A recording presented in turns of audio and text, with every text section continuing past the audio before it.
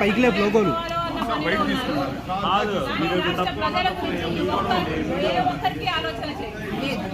చంద్రబాబు గారికి లేదు, అటు జగన్మోహన్ రెడ్డి గారికి.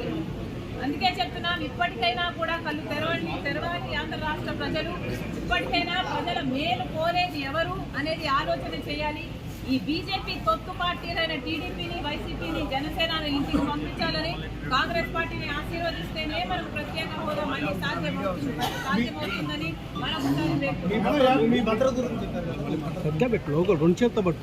నేను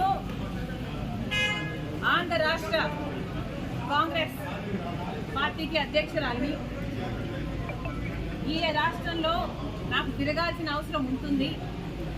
ఈ రాష్ట్రంలో తిరిగినప్పుడు నాకు భద్రత కల్పించాల్సిన అవసరము ప్రభుత్వానికి ఎంతైనా ఉంది.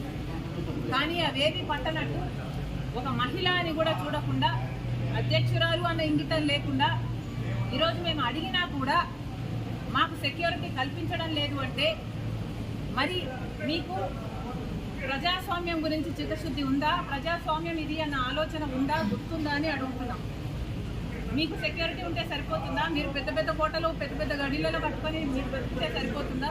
మిగతా వాళ్ళకు, ప్రజలకు భరోసా ఇవ్వాల్సిన అవసరం లేదా? ప్రతిపక్షాలకు రక్షణ కల్పించాల్సిన అవసరం లేదా? అంటే మా చెడు కోరుకుంటున్నారనే కదా దాని అర్థం.